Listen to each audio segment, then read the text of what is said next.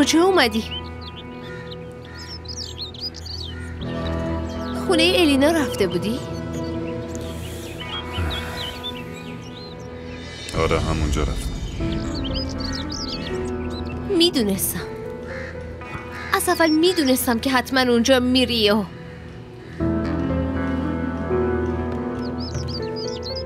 از خودت دفاع میکنی و منو مقصر جلوه میدی. رفتم که به اشتباه هم اعتراف کنم. رفتم واقعیت رو بهشون بگم. مگه خیلی مهم بود؟ آره هانا خیلی مهم بود.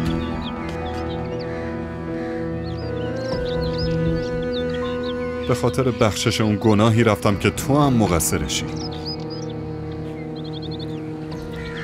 به خاطر فریب تو زندگی یه دختر نابود شد.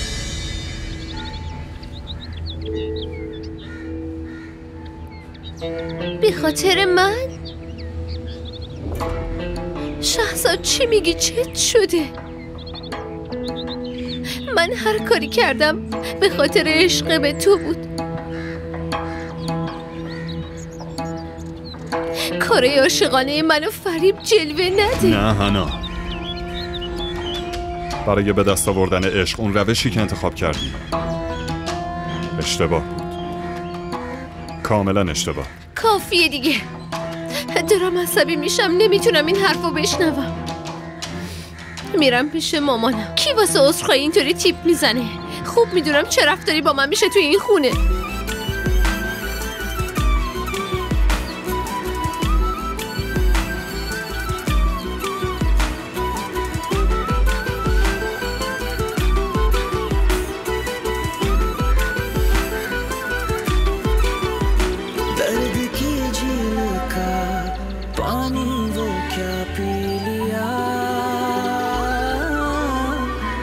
जब से तेरा नहीं दिल ना किसी का रहा